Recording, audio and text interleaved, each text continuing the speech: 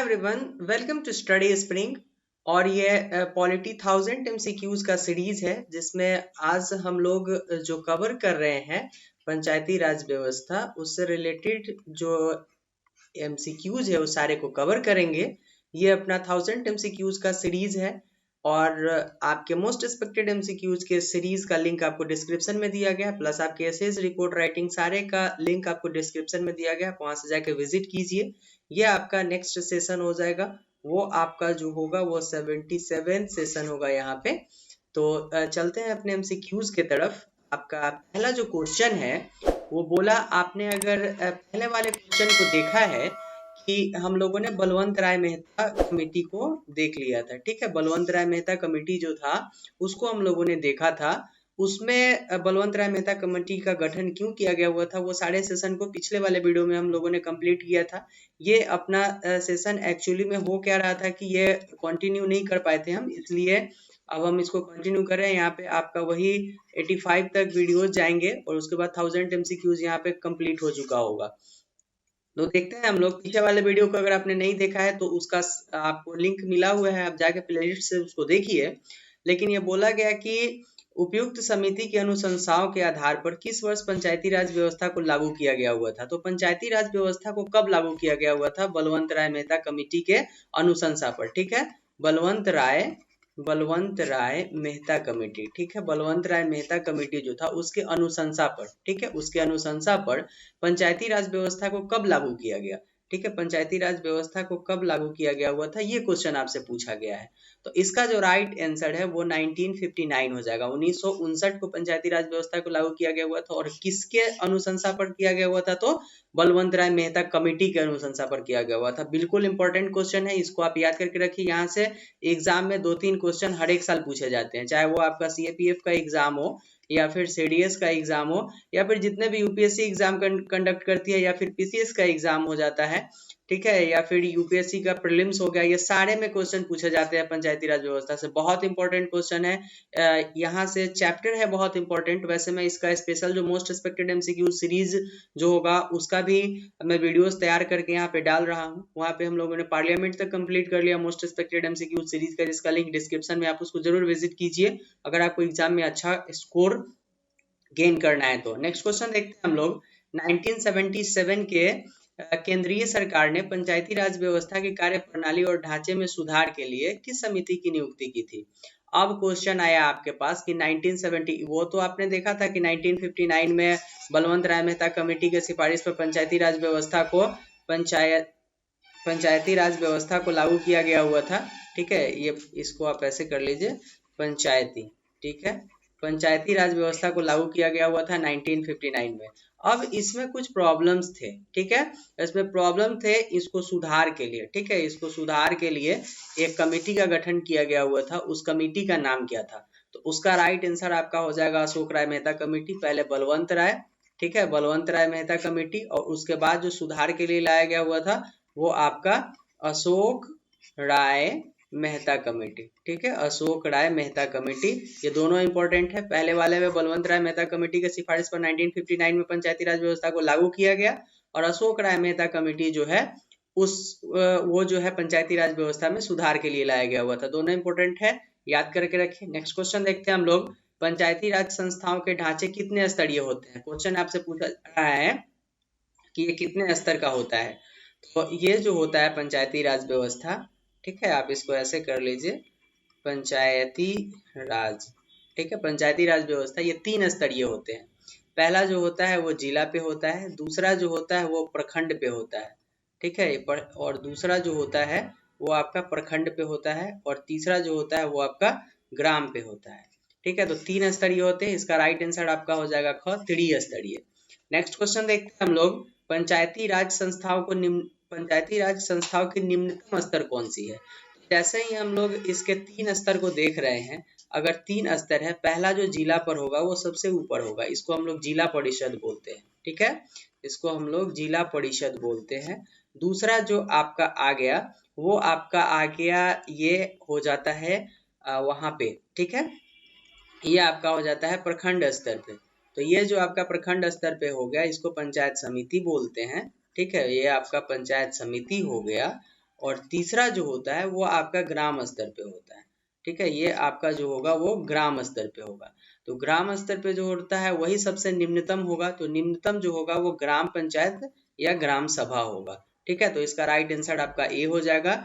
जो पंचायती राज संस्थाओं का सबसे निम्नतम स्तर होता है उसको हम लोग बोलते हैं ग्राम पंचायत या ग्राम ग्राम सभा या ग्राम पंचायत। इंपॉर्टेंट क्वेश्चन है, ये सारे क्वेश्चंस एग्जाम में आते हैं, ये सारे को ऐसे नहीं देखना है कि मुझे आते हैं, ये क्वेश्चंस ये एग्जाम में क्वेश्चंस आने के बाद एग्जाम में छूटते हैं क्वेश्चन, क्योंकि सिंपल क्वेश्चन एग्जाम में डिफिकल्ट करके दिया जाता है। नेक्स्ट क्वेश्चन देखते हैं हम लोग, पंचायती राज संस्थाओं की उच्चतम स्तर कौन सी होती है। मैंने पहले ही बताया कि पंचायती राज व्यवस्था 3 स्तर के होते हैं।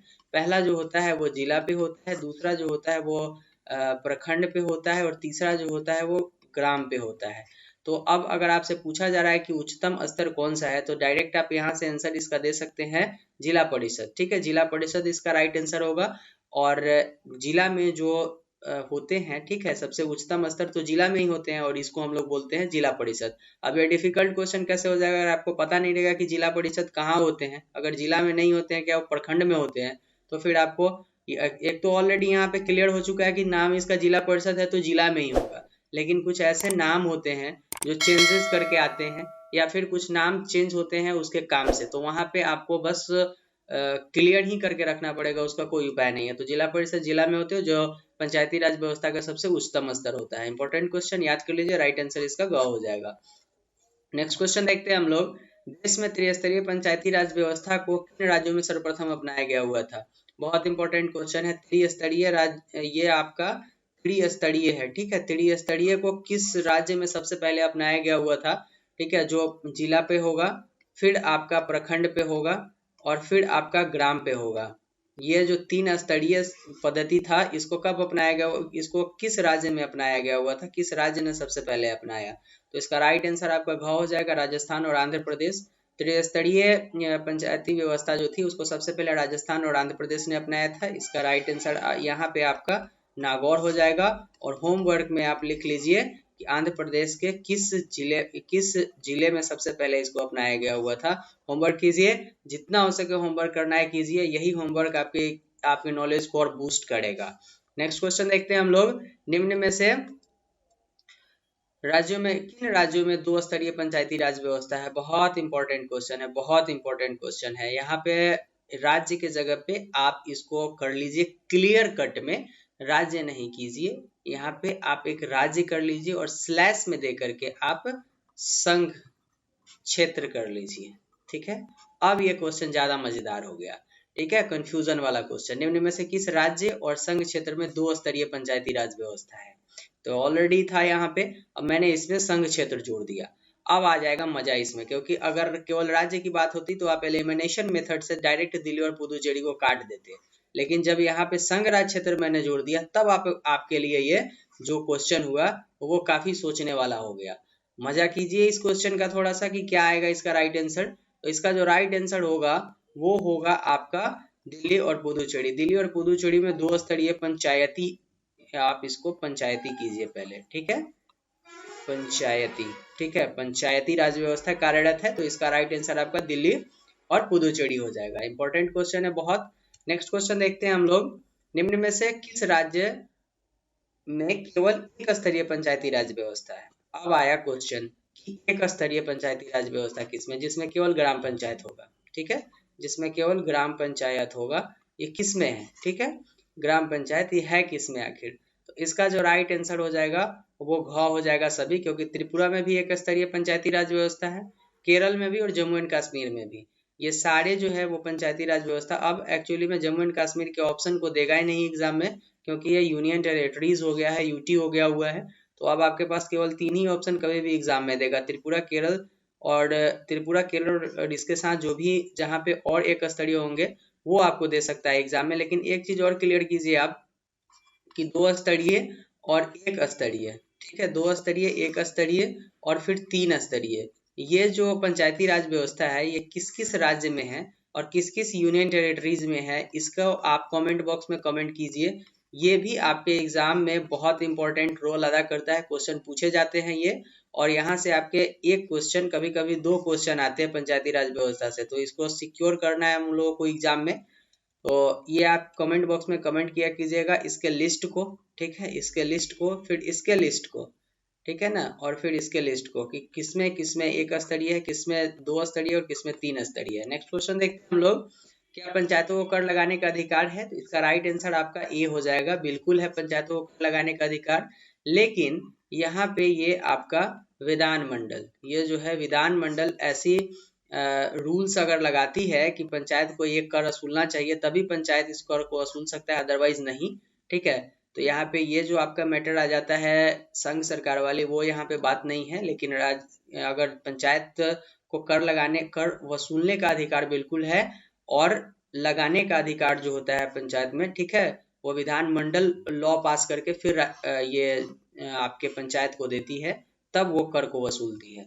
नेक्स्ट क्वेश्चन देखते हैं हम लोग, सामान्यतः पंचायत समिति में कितने प्रकार के सदस्य होते हैं? तो एक तो पदेन सदस्य होंगे पंचायत समिति में, जो वहाँ के सदस्य होते हैं। दूसरा उनके सहयोग करने के लिए भी सदस्य होते हैं, और तीसरा सहयोजित सदस्य भी होते हैं। कुछ लोग को वहाँ पे क्या किया जाता है कि उनके सहयोग से कुछ काम होते हैं, इसलिए सहयोजित सदस्य भी वहाँ पे होते हैं, चुन करके डायरेक्ट आते हैं। तो पंचायत समिति में ये तीनों प्रकार के सदस्य होते हैं। राइट आंसर इसका घ हो जाएगा। तो ये था आज के वीडियो के लिए। हम लोग 1000 MCQs वाले सेशन में जो 1000 MCQs वाले में सेशन में हम लोग रोज 10 MCQs को कवर कर रहे थे।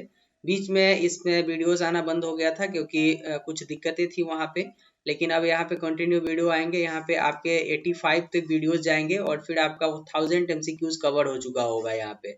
उसके बाद फिर अभी ज्योग्राफी का सेशन स्टार्ट हो चुका है, ठीक है, ज्योग्राफी का सेशन स्टार्ट है। मोस्ट एक्सपेक्टेड MCQs का सेशन स्टार्ट है। मॉडर्न हिस्ट्री का सेशन स्टार्ट है आपका, और एस्से का सेशन स्टार्ट है। इसके बाद काउंटर आर्गुमेंट और रिपोर्ट राइटिंग के, ठीक है, काउंटर आर्गुमेंट और रिपोर्ट राइटिंग के सेशन भी स्टार्ट होने वाले हैं। तो चैनल के साथ बने रहिए। और दूसरी बात यह है कि ये पहला यूट्यूब का चैनल है जो आपको ये सारे कंटेंट हिंदी में अवेलेबल करवा रहा है।